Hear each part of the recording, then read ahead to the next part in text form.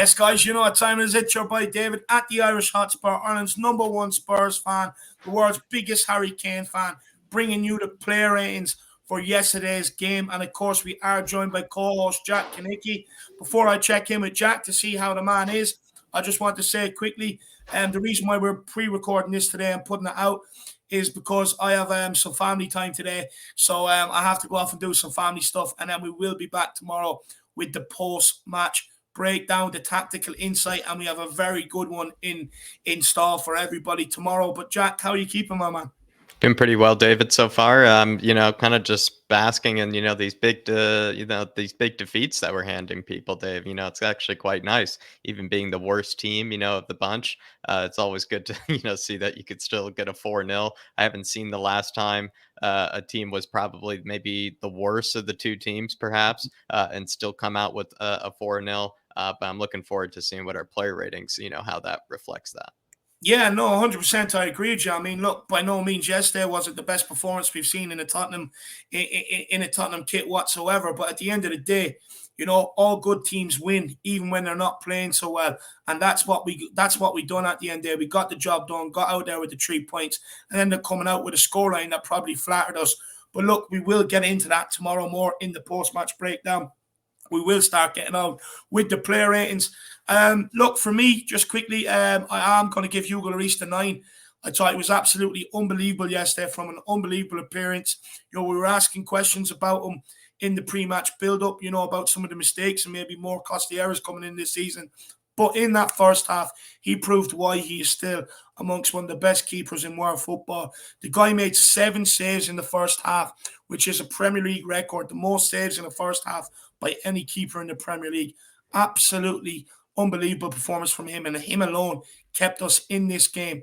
But not only that, he took on Conte's instructions in the second half to switch it up and start going route one when necessary to beat the Villa press, which we will get into tomorrow. But all in all, a very solid performance from Hugo Lloris, Jack. Yes, I mean, I would say probably one definite world-class save in there, probably that Jacob Ramsey, shot on goal in my eyes. But a lot of it was also just class keeping, from Hugo. Some of it was a bit shaky, you could say also as well, but, still made the saves, didn't really make any mistakes of any kind, of course, and was probably the only reason that, we probably won that game is because he kept us in that game so heavily. But really, really proud of Hugo, especially when there was a bit of doubt, especially coming from us on this channel as well. We did have the conversation. So it's good to see Hugo put up a good display, but absolutely go with a 9. Don't think you can go higher than that, but a 9 well deserved.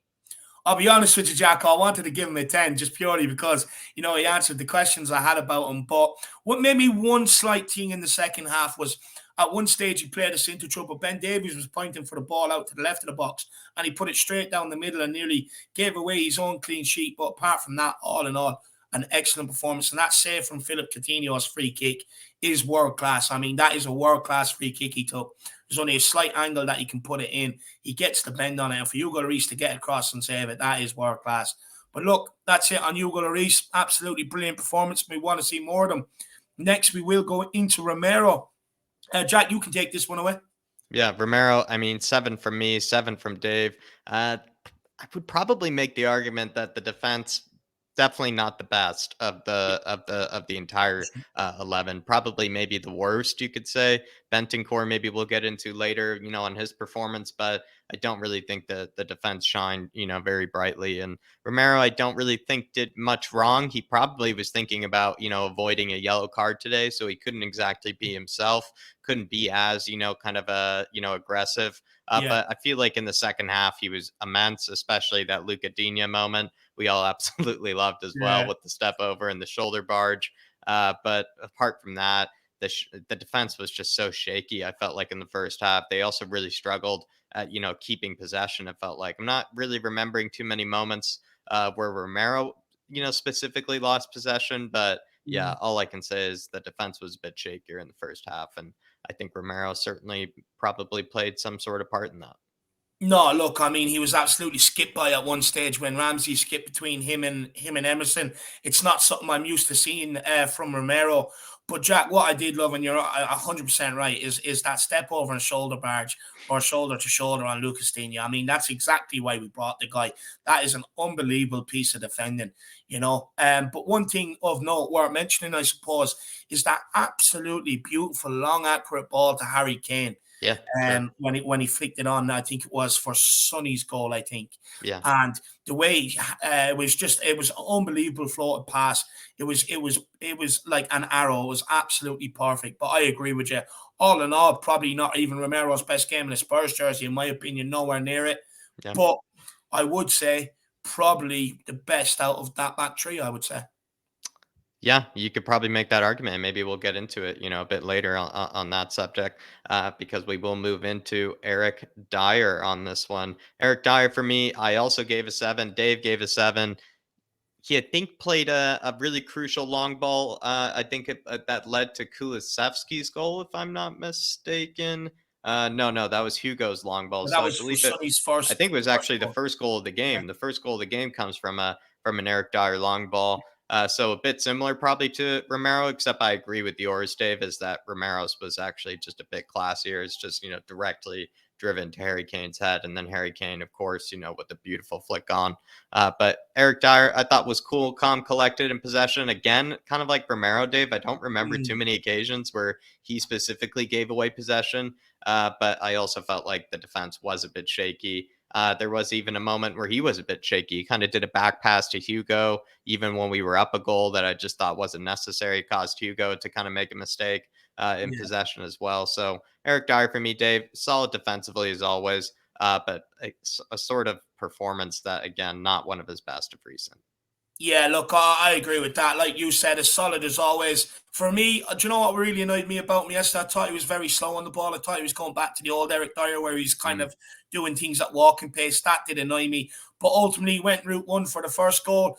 Look, maybe a small bit overhit on the pass, but it worked out in our favour. I just think him and Davies especially struggled with that Aston Villa press.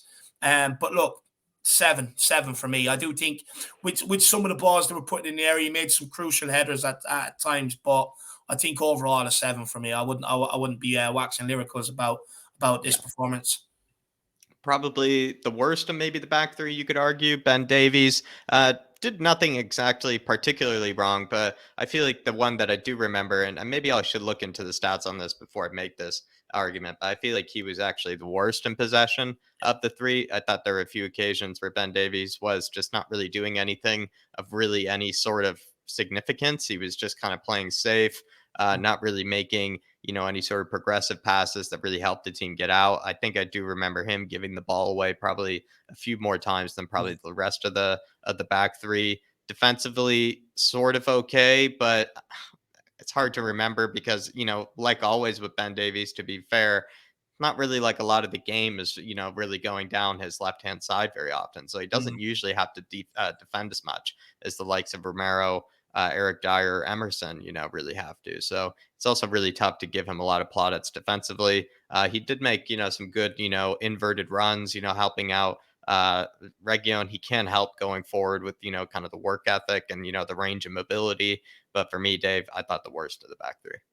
Yeah, I would agree with that. Again, I think he struggled with the press, Jack. For me, there was one moment in particular, and it was from an Aston Villa free kick on the edge of the box. And they did set up like they were going to have a crack on goal. And I know Hoiberg lost the run of Danny Ings. I think it was Danny Ings. I know he lost the run of him. But Ben Davies just watched Danny Ings glide by him. I mean, you're a Yeah. defender. Your first instinct should be, okay, I need to drop deep with this one because he is onside. I know he's onside. I need to drop deep. But instead, he lets Danny Ings run in. He scuffs the shot. And then he's standing there going mad. It's like, okay, I get that you're going mad. I get Hoiberg lost the runner. But the matter of the fact is although Hoiberg did lose the run of Danny Ings, you had time to react to it and you didn't.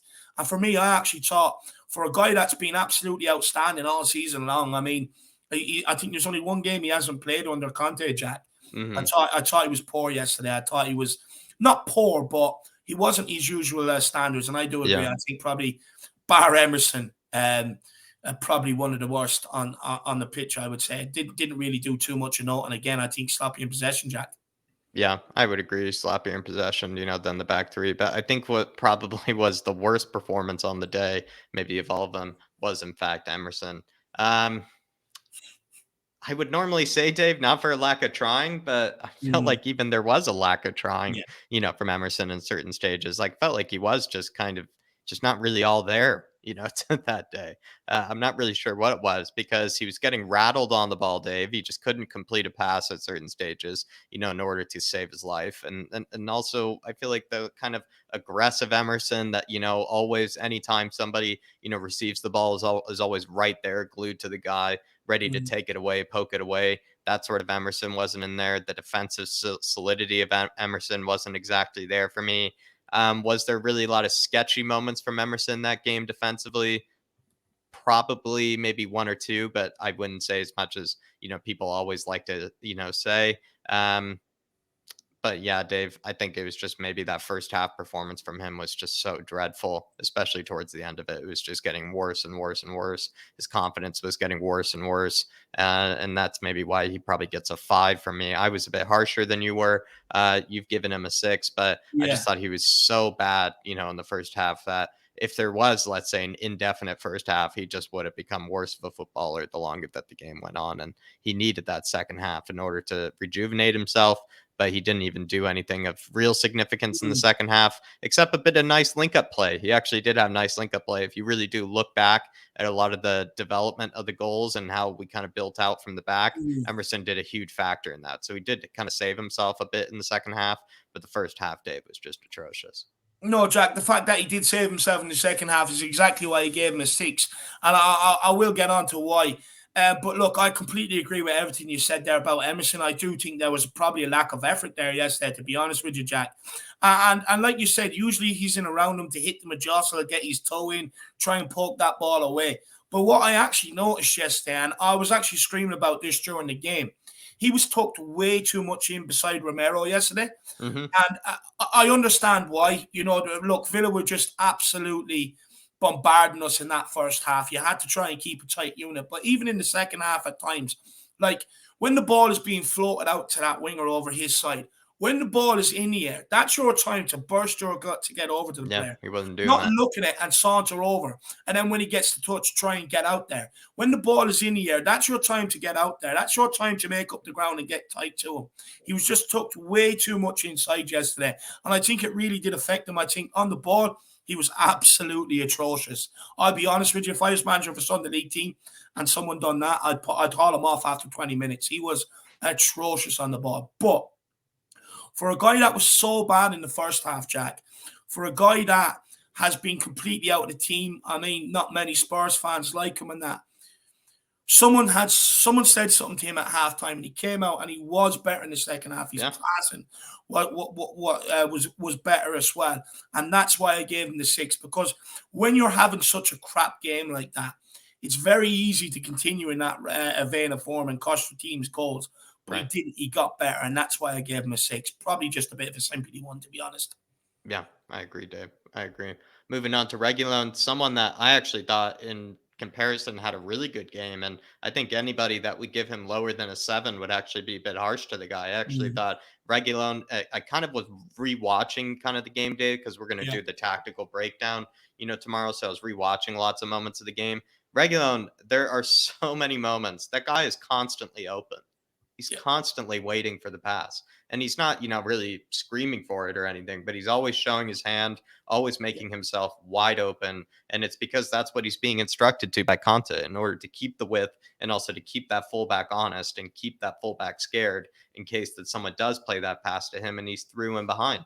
The ability of him to be able to get up and down the pitch, Dave, and always be able to, kind of be at the back post. I know it didn't happen that game, but if you really do rewatch the game, you yeah. can He was see there. that, he brings that element that Matt Doherty sort of brought in the Newcastle game, but definitely Yeah, wasn't bringing in this Villa game. And I really doubt he was going to be able to bring it in the Villa game. And so, to be honest, Dave, like we even said in the beginning of the game when he came on, I kind of made that argument. I was like, I think we're going to be better, with Regulo now, yeah. on the pitch. And I feel like that, was sort of proven right today. And a really good performance from Reguilon. Didn't exactly play a part in any goal, but I thought easily could have, and was a very creative player. Was also just doing exactly what Conte wants from that left wing back. And I like Reguilon, Dave. And I think he was also putting in a good case for why maybe he is preferred over Sessegnon.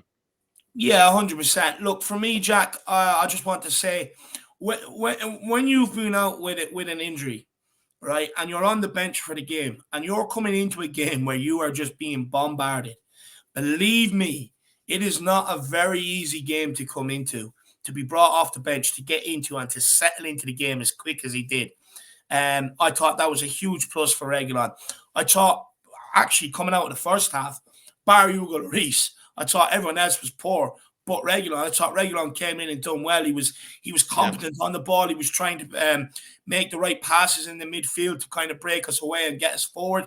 And like you said, Jack, although I didn't get the ball yesterday, I fully agree. Anyone go back and watch the game, he was a willing runner all game long. At one stage, he was running with his hand up in the air, screaming for the ball. Now, he didn't get it, but the fact that he still makes them runs is unbelievable. And what I did like yesterday, Jack, is a lot of people, have been getting on to him about his end product, his shooting ability, this, that, and the other. And rightly so. Rightly so. But what I liked yesterday is when Son made a run on the outside of him, he cut in onto his right That foot right footed and shot. had a strike, which I like, which kind of shows that he does want to try and prove people wrong. And stuff like that. And to do it on his right foot, it shows that, he still is confident. And for me, a willing runner all game. I don't remember really too much coming from down his side either. So for me, I think one of the better performances overall in the first half for sure. And second half, he was a willing runner. Like you said, didn't really affect the game too much, but done what was needed. And I think six, I think what we gave him is fair. Yeah, I think we give him sevens actually, Dave. I give Seven, him sorry, my sevens. bad. Yeah, yeah. And I don't think he could go lower than the seven. But Yeah. one that I do think is also fair though here is a Bentancur 6. Kind of thought maybe just Non-existent. a, a bit anonymous, from Bentancur, that game, especially in the first half, Dave. Just not really sure, what I don't know, just maybe a bit similar to Emerson, Dave, you could say, not as aggressive, maybe just not as progressive as well. Yeah, Dave, I don't know, just not the normal Bentancur. And you could even argue probably is it maybe worse than his Man United performance? I'm not sure, but it's tough, Dave. I just thought he was kind of just not what we know he could be, and so I've given him a 6 for that reason. I agree, Jack. There was no standout moments from him whatsoever. Look, the reason, a big part of why we struggled so much in the first half is because usually we can get the ball to Bentancur. He drops into them pockets of space to be able to receive it, and he gets us playing forward. And that's why we usually beat the press. But that's why also we really struggled to beat it yesterday, is because we just could not get him on the ball whatsoever. I don't even think he wasn't even really dropping into pockets of space to receive it. And I know we'll get on to him next. But that's ultimately why Hoiberg ended up becoming the tempo setter. Mm. Bentancur, for me, although completed the whole game, I thought he was largely ineffectual all game, to be honest with you, Jack. I actually thought it was worse than his United performance. At least with the United performance, he was still getting on the ball, trying to make things happen. Yesterday, I thought he was completely out of the game.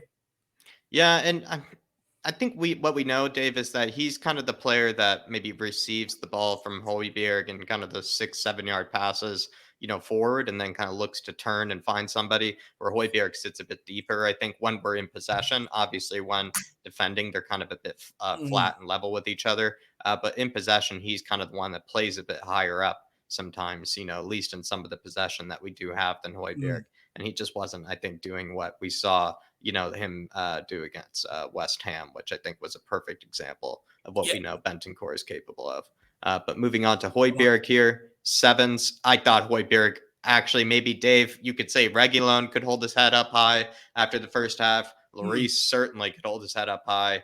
And then I think maybe Hoiberg sort of, like, I thought he just, when we kind of looked at it, we were just saying, like, I wish Hoiberg was taking a bit more risk on the mm. ball. I kind of wanted him to maybe ping a pass a bit more often, but I also remember him getting stuck in. And like I said, when I was rewatching, a lot of bits of the game, he's just getting stuck in, as always, kind of all over the park, putting in the pressure, making things uncomfortable for players. Also, kind of was fouled a lot, and was Yeah. able to kind of carry on. I feel like what I also like about Hoiberg, Dave, is I know kind of people. I don't know. I think Hoiberg, the bit of shithousery that he pulls off as well, when he gets fouled is also just something I like to see. I just think he had a really good performance, Dave, and was kind of a better player amongst the really bad performances in the first half, and then kind of continued more of the same in the second half. And so I think well deserving of a 7.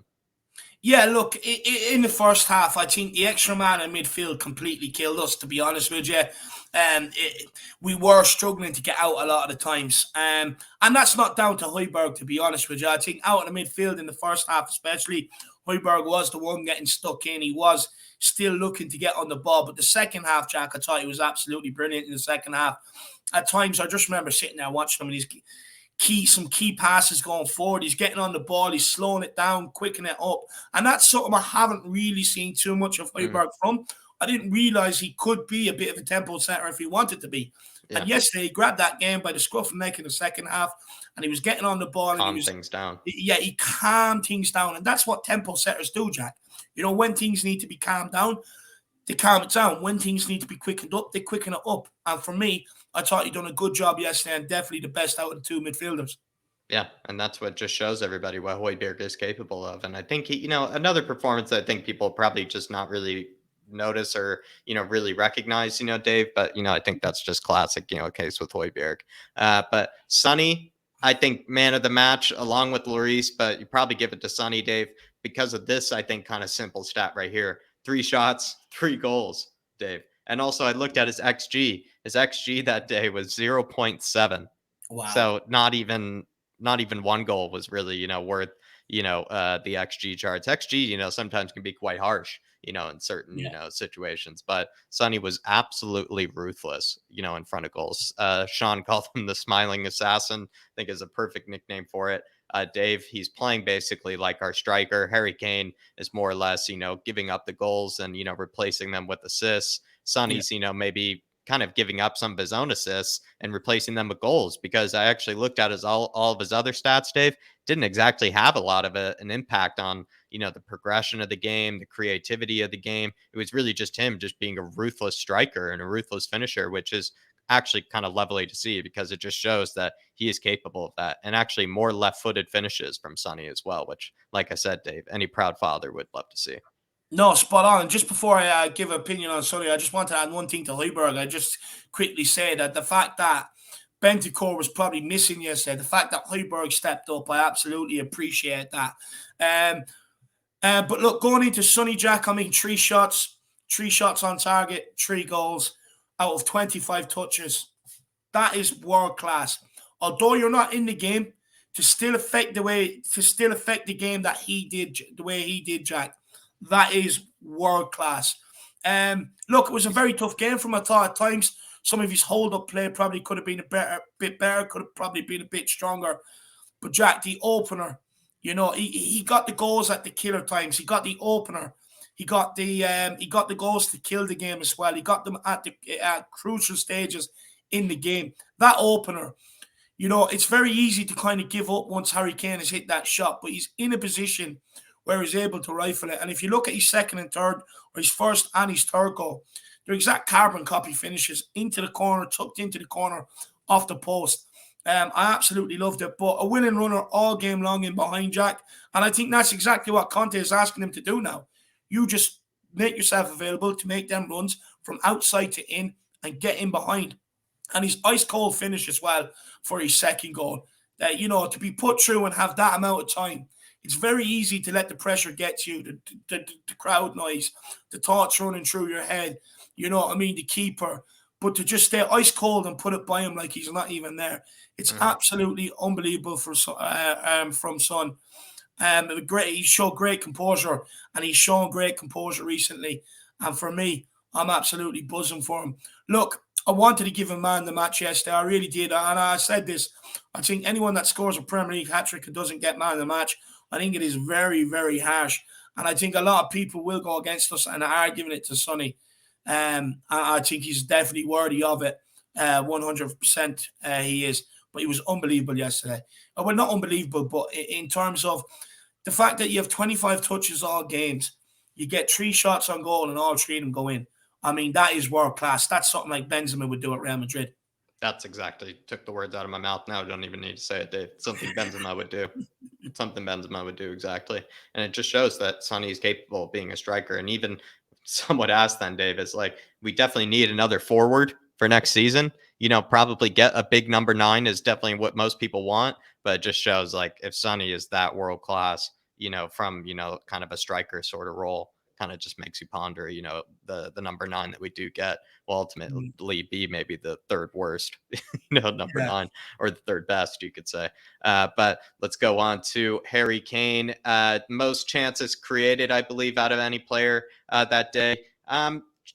I think, again, another unbelievable performance from Harry Kane. It just Villa was a much tougher defense, I think, for him to kind of deal with than, the likes of Newcastle, than the likes of, Everton, than the likes of, teams before that. So for me, Dave, I think an 8 is plenty serviceable for him. 2 assists on the day as well, though. I mean, just classic always, Dave, drops a bit deep, is able to play through balls. One of them was with his head. And then the other, I believe, was played with his feet, I think, as well. No, both of them were with his head. The 2 That's assists were right. with his Yeah. head. Both of them are with his head. So, Dave, he's also shown, his ability to flick on. He even, looks for the runner before he even does it. He's just been the perfect number 9, the perfect complete forward for us recently. Yeah, look, do you know what, Jack? I think it's something that people might talk about come towards the end of the season, the way Harry Kane has given up the goals. But look, Harry Kane has taken a back seat lately. He wants to be the provider. But even though he is dropping it and taking that back seat kind of in terms of the goals department, Jack, he was still included in 3 of the goals yesterday. The long ball that Dyer played, Kane was in a position that when the defender did get his head onto it to clear it, he was there to have a shot. Now, Yeah, he look, drove it right into Cash's midriff, which led to the goal. and that was going way wide. Don't get me wrong. That was probably hitting the corner flag. But it still fell to Sonny, and we still got a goal from it. Then you look at the 2 flick-ons. The one for Kulu, Jack. Again, the ball's coming. He just has a little glance. He knows exactly what direction Kulu's running. And the way he can cushion that. Now, this is not an easy thing to do, by the way. When the ball is being launched at you, to be able to just get the right, to be able to get yourself into position, maybe duck yourself down a little, just to get the ball to kind of like skim the head so you can take the pace off it and just cushion it into the runner's path. That's not a very easy thing to do, especially when you've opposition players challenging you for the ball. You look at the one for Sonny, again, another long ball. What does he do? Has a look, sees where Sonny's running, waits for the ball, just, again, cushions it straight into his path. So although it wasn't his best game and nowhere near it, Jack, I mean, you could actually even say that a hand and fork goals because he did pick up the ball and play Sonny, who then played Kulu, who then played back to Sonny for the goal.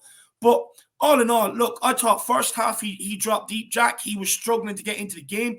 He didn't have as much time on the ball as he would have liked. Did give away possession a couple of times. But the second half, we asked him to change his role. We asked him to be the target man. We went route one, and we will get into this tomorrow, and we will show you the difference between first half and second half in terms of what Villa done and in terms of what Tottenham done. Gerrard did win the tactical battle first half, Conte second half. But Harry Kane then to become the target man the way he did, and still affect the game, still get the assists. That is world class as well, Jacko.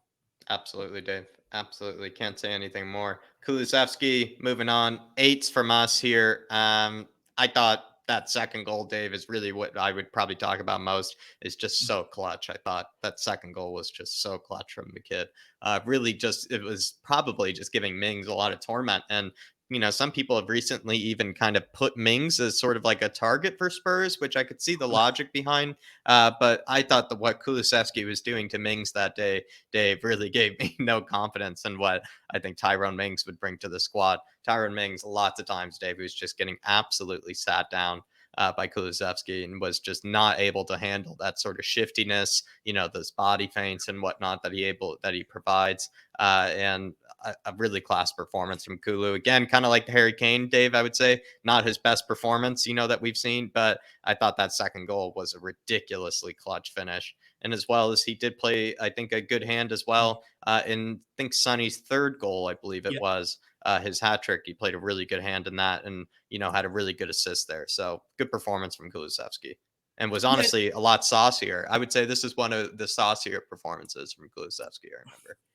Look, I absolutely love this guy, Jack. We nicknamed him the Mule yesterday. At one stage, he was just barraging straight through the middle of the pitch, and 2 or 3 players were bouncing off him. We're like, he's just like a mule going through there.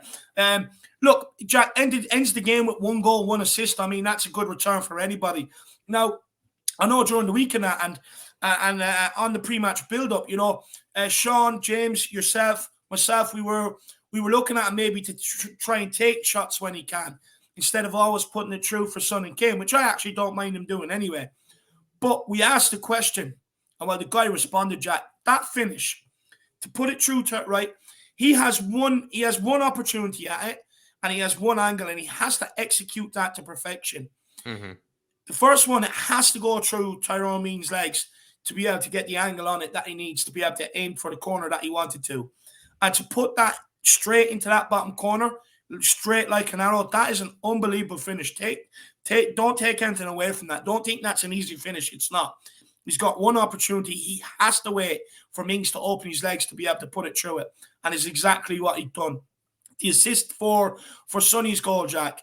I mean, if people go back and watch this, he actually started that back in the right back area. Yeah, he got on the ball, done a little turn, passed it into Emerson. I think it went to Hoiberg, went to Kane, Kane to Son. Kulu takes it back. But what I love about the assist, Jack, is right, he gets himself in that position and we're all screaming, shoot, shoot, shoot. He doesn't listen.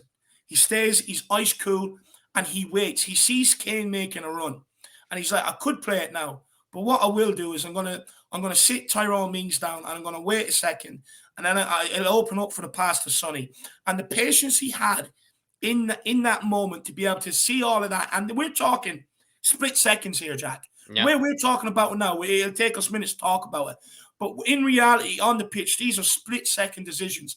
And to see all that and wait and then get it to Sonny, unbelievable. I really do. I think that assist was pure class with the pure patience he had. How many times have we seen Lucas get into the box or other players get into the box and they're panicking and they're just ballooning off the player in front of them? This guy just patient, ice cold, cool, collective, and I absolutely love it. I actually think he had a good performance yesterday. I thought he was brilliant yesterday. I thought he was absolutely class, Dave. And I would say in terms of, compilation reels and things like that, the players like to make for themselves, I would say this was one of those saucier ones that he would have, a compilation reel for it. But that'll do it, everybody, in terms of the player ratings. Tactical breakdown will be done live tomorrow at 4 p.m. UK time, and then 11 a.m., I believe, Eastern Standard Time, New York time.